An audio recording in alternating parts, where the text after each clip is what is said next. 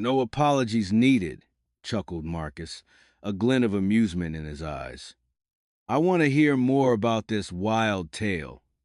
Tell me, Wonderkind, what are these 9 languages you claim to speak? Daniel took a deep breath. At 14, he had learned that the world judged people like him and his mother before ever getting to know them. Son of a cleaner, black, living in Harlem. All the labels that people like Marcus used to justify their disdain. English, Spanish, French, German, Arabic, Mandarin, Russian, Italian, and Portuguese, Daniel replied calmly. Each word spoken with a clarity that momentarily wiped the smile from Marcus's face. Lies, Marcus declared, turning back to his Italian marble desk. Eleanor, your son has a severe imagination problem. Perhaps you should take him to a psychiatrist instead of bringing him here.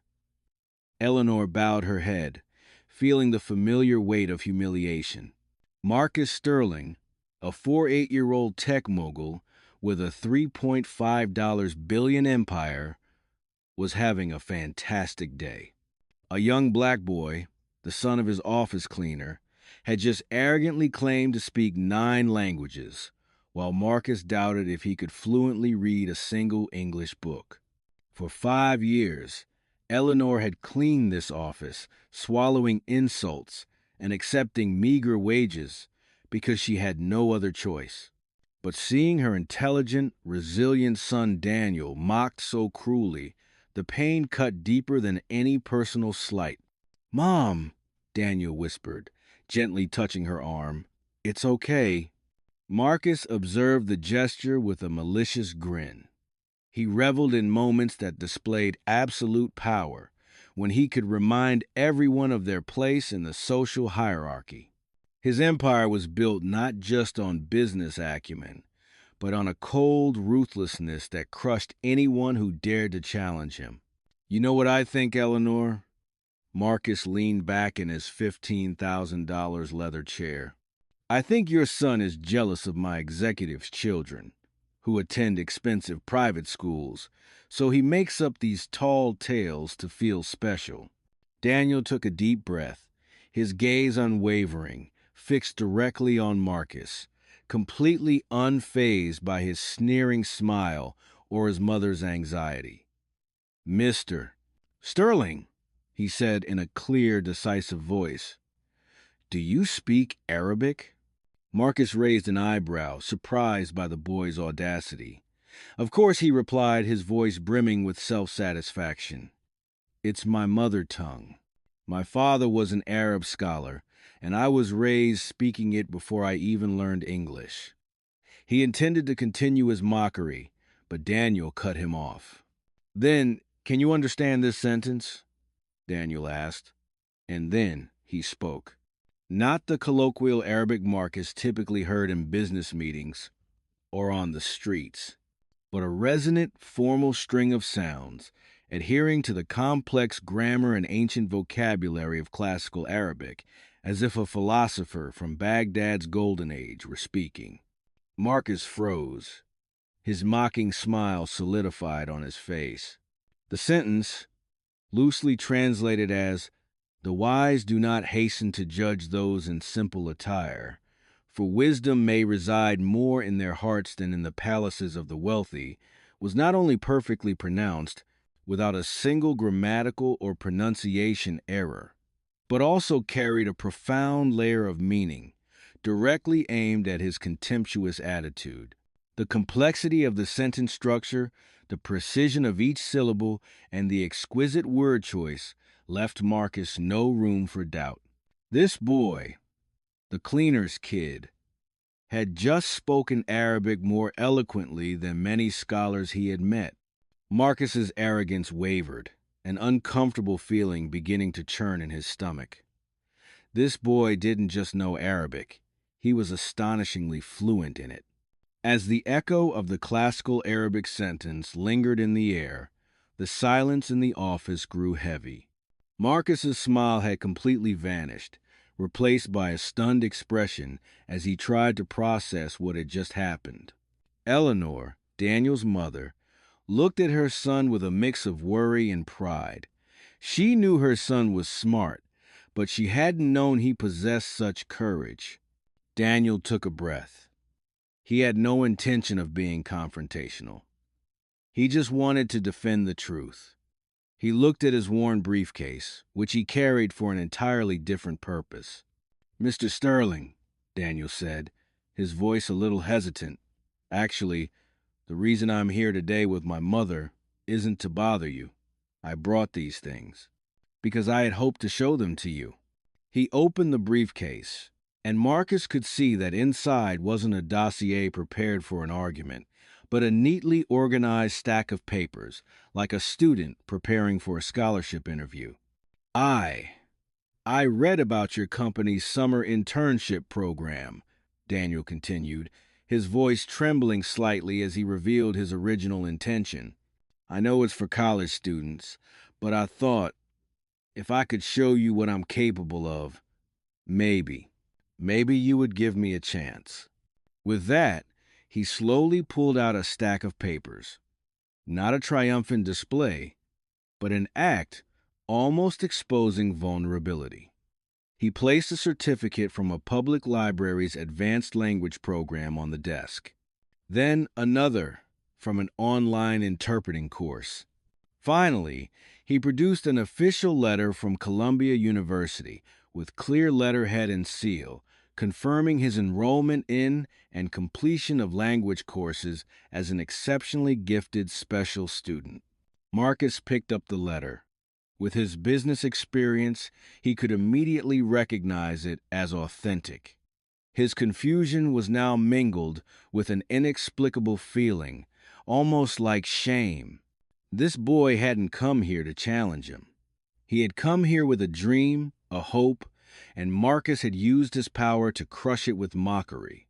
"I know these papers might not be enough to convince you," Daniel said, noticing Marcus's silence. He took out his phone and opened a saved video clip. "This is Professor Chin's feedback video after my final oral exam in Mandarin. She sent it to me last week." Daniel placed the phone on the desk. In the video, Professor Chin was looking directly at the camera, as if speaking directly to Daniel. Her voice was full of enthusiasm and sincerity. "Daniel, your performance today was extraordinary. I've taught Mandarin for 15 years and have never seen a non-native speaker grasp the subtle nuances in Beijing idioms and intonation like you have. You're not just speaking, you're thinking in Mandarin. This is an incredibly rare talent. Keep up the excellent work." The video ended. Daniel said nothing more. He had offered everything he had. The office space was now filled only with the heavy silence of truth. Marcus looked from the phone to the certificates, then into the clear, steadfast eyes of the 4-year-old boy. For the first time in years, the powerful billionaire felt small. Marcus leaned back in his chair, lacing his fingers and resting them on his stomach. The silence in the office was no longer the silence of a ruler awaiting an apology, but the silence of a man confronting an unthinkable reality. He looked at Daniel, not as the son of a cleaner, but as a complex unknown. "Why?" Marcus finally spoke, his voice deep and devoid of mockery. "Why languages? With a mind like this, you could learn programming, learn about the stock market, things that are actually useful." Daniel glanced at his mother, a fleeting look filled with love and understanding. Eleanor nodded slightly, as if granting him permission to speak their truth. "It started when I had to change schools, sir," Daniel explained calmly. "Before, I went to a private school with long days and many extracurricular activities, but our family circumstances changed, and I moved to a public school closer to home. The new school was still good, but I had a lot more free time in the afternoons." He paused for a moment, then continued, his voice becoming more somber. "I saw my mother working hard every day. I didn't want to waste a single moment that she had sacrificed for. I didn't want my free time to pass idly by. Marcus listened without interruption. Daniel's explanation held no trace of resentment, only an astonishing maturity. At first, I just thought it was a way to keep busy, Daniel admitted.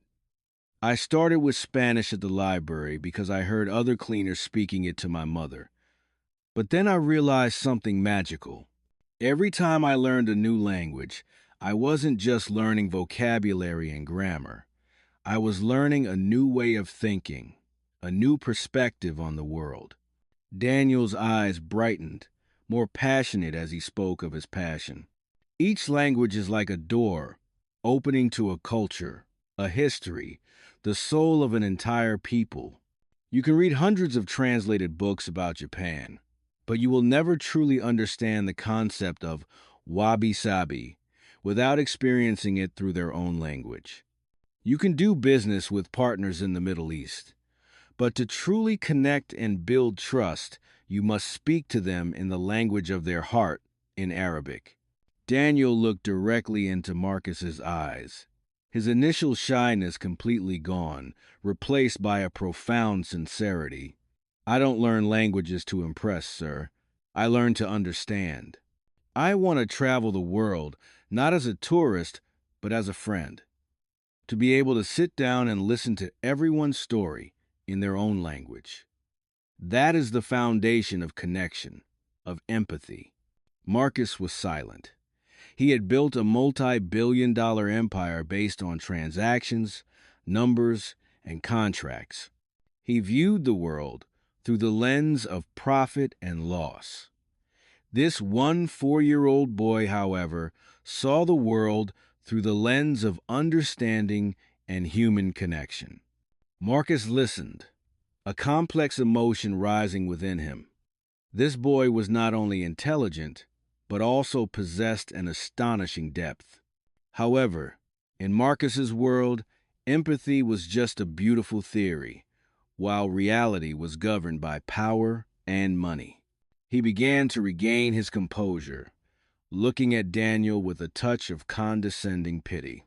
"A noble ideal, young man," he said, his voice less harsh but still distant. "But the real world doesn't operate on stories." Daniel looked directly into Marcus's eyes, and this time his gaze was not defensive, but chillingly insightful.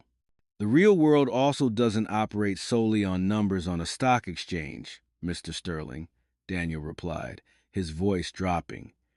"It operates on human stories. And to truly understand a person, we must know their root story." Marcus frowned. "What are you trying to say?" "I learned about you," Daniel said. "Not just your Forbes profile or business articles. I wanted to understand your story. The story of a person, not a billionaire." A feeling of unease crept into Marcus. What could a boy like you possibly know about me? Daniel did not answer immediately. He spoke slowly, each word like a pebble dropped into the still pond of memories Marcus had carefully preserved. "I know about a poor neighborhood in Beirut, Lebanon," Daniel began. Marcus stiffened. The proud fortress he had built around himself began to show its first cracks. "I know about a 16-year-old boy named Marcus. Not Marcus Sterling, the tech mogul. Just Marcus," Daniel continued, his voice full of empathy. "That boy came to America with less than $100 in his pocket, not knowing a word of English, with only a dream and a fear that he would fail." Marcus' face went pale. These were details not found in any public records. This was a past he had painstakingly buried under tons of money and power. "I know that boy had to work jobs no one else wanted," Daniel went on, his eyes never leaving Marcus. "Washing dishes in a hot diner, cleaning at night, sleeping in a cramped boarding room where he could hear his neighbors arguing through thin walls. That boy was mocked for his accent, looked down upon for his clothes, and rejected simply because he was an immigrant.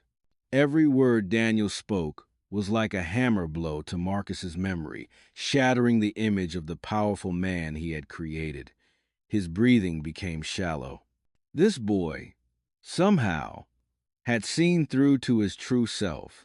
A poor, ambitious, but incredibly lonely immigrant boy he had tried to forget for 30 years. You! What nonsense are you talking about? Marcus stammered, but his voice trembled, devoid of any authority. Daniel didn't need to answer. He knew he had touched the deepest part of the billionaire's soul. He had stripped away the facade of Marcus Sterling to confront Marcus, the immigrant boy of long ago. I didn't intentionally seek it out, sir, Daniel said softly, his voice devoid of any triumph, only the seriousness of someone performing a difficult task. My mother knows nothing about this. A few months ago, you asked to clean an old storage room in the basement, a place no one had visited in years. My mother was assigned to clear everything out. Eleanor flinched, remembering the job. A dusty room filled with old boxes she had simply removed for disposal. Among the things considered trash, there was a small box, Daniel continued. My mother was going to throw it away, but I asked to keep it out of curiosity, and inside I found this. Daniel's hand once again went into his briefcase. But this time, what he pulled out was not shiny diplomas. It was a small, cloth-bound notebook, its cover frayed and yellowed with time. It looked out of place on the tens of thousands of dollars mahogany desk. Daniel carefully opened the notebook. The Arabic handwriting inside was childish, hastily written, some parts smudged as if by a tear or sweat. It's written in Arabic, the language of your heart, Daniel said softly. It tells of a boy who had to work 16 hours a day, of hungry nights, and of the pain of being called a dirty immigrant. Marcus stared at the notebook, his eyes fixed on handwriting he hadn't seen in over 30 years. It was his own handwriting. Silence enveloped the room. Marcus's own mockery of Daniel now echoed back, mingling with painful memories from the past. And there's this, Daniel said, his voice almost a whisper. He turned to the last page of the diary. Clipped inside was a yellowed black and white photograph, its corners worn. He placed the photo on the desk right next to the diary. The photo showed two skinny teenagers, dressed in old clothes, arms around each other's shoulders, smiling brightly in front of a dilapidated apartment building. One of those boys was Marcus, but with a completely different look in his eyes, a look full of hope and warmth. This is you and Kareem, Daniel said, your best friend. This photo was taken right after you used almost all of your meager savings to help him pay his rent, so he wouldn't be evicted. You wrote in your diary that true wealth is not keeping it all for yourself, but having enough to share with a brother. The last defensive wall within Marcus crumbled. He reached out, his trembling fingers touching the old photograph. His breathing became ragged. The image of one 6-year-old Marcus, who was willing to give away his last dollars for friendship, was looking straight at him. A 8-year-old billionaire who had just mocked his cleaner's son. A hot tear rolled down Marcus's cheek, then another. They weren't tears of sadness, but of profound shame. He realized he had become the very kind of person the young Marcus had hated and sworn to overcome. Eleanor Johnson placed a hand on her chest, her heart pounding. She didn't fully understand everything, but she understood the pain on the face of the man who had always treated her cruelly. Daniel waited until Marcus's choked sobs subsided a little. The boy took a small step closer to the desk, his voice now devoid of confrontation, only earnest sincerity. I'm sorry, Daniel said softly. I had no intention of hurting you or using your past against you. I don't want anything from you. Marcus lifted his head. His reddened eyes filled with confusion and suspicion. Then, why? Why do this? Because, Daniel replied, I wanted to wake you up. He pointed at the diary and the photograph. I wanted to remind you of this person, of the boy Marcus who wrote those words, the boy who understood what it meant to be hungry, to be humiliated, and most importantly, what the value of kindness and empathy was. Daniel paused, letting his words sink in. When I read this diary, I didn't see a tech mogul. I saw a hero. A boy who swore he would become strong, not to step on others, but so that no one could step on him again. A friend who was willing to give everything for a brother. Daniel's eyes became more earnest. But the person you've become today is exactly the diner owner who mocked you all those years ago. You've become the very people who once caused you pain. You've forgotten what it feels like to be on the other side of mockery. Marcus bowed his head, unable to confront the truth in Daniel's words. I did this, Daniel continued, his voice growing stronger, because that boy Marcus is still out there, sir. He's not just one, but thousands, tens of thousands. They are intelligent children trapped in poor neighborhoods. They are young talents having to give up their dreams because they can't afford an education. They are immigrants working tirelessly every day, carrying extraordinary ideas but lacking the opportunity to speak up. Daniel looked directly into Marcus's eyes, and this time it was a plea. I want you to see them. I want you to see me, not as the cleaner's son, but as an example of all the missed talents out there. Like you once were, they just need a chance. Like you once were, they just need someone to believe in them, instead of mocking them. Marcus sat motionless for what seemed like an eternity. The Patek Philippe watch on his wrist silently ticked, each second passing like a hammer blow against the heavy silence. He wasn't looking at Daniel. He was looking at the photograph, at the diary, but in truth, he was looking deep into 30 years of his life. He had faced the most ruthless rivals in business, the most cunning journalists, the sharpest lawyers. They had tried to analyze his ledgers, find loopholes in contracts, dig up financial secrets. But no one had done what this boy had done. Daniel hadn't analyzed his company, he had exhumed his soul.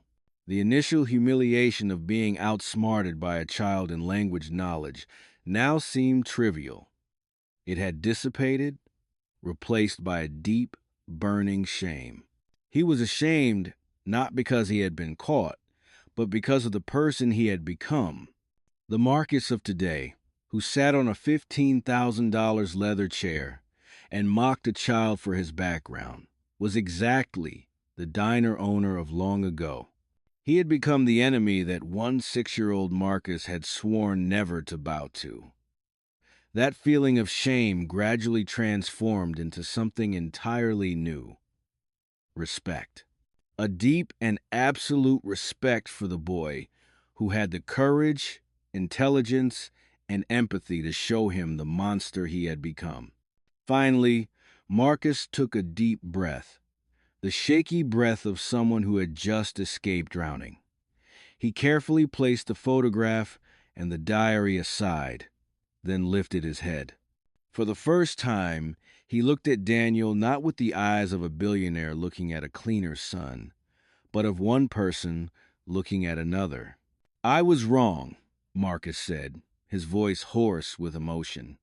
He turned to Eleanor, who was still standing silently in the corner of the room, and said sincerely, I am sorry, Mrs. Johnson, for everything. Then he turned back to Daniel. A new energy, a new determination blazed in his eyes. You're right, Marcus said. My legacy cannot be just numbers.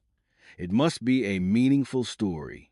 He stood up, walked around his desk, and stood in front of Daniel. He was no longer a boss giving orders, but a man making a serious offer. "I don't need a language consultant, Daniel," Marcus said. "My company has dozens of translators. What I need is far more important. I need a conscience. I need a compass." He paused, looking directly into Daniel's eyes. "I want you not just to work for me. I want you to work with me. I want you to be a partner in reshaping the future of this company." Daniel and Eleanor were stunned. "I want you to help me build a new program," Marcus continued, his voice filled with passion. "A program to seek out talents like you.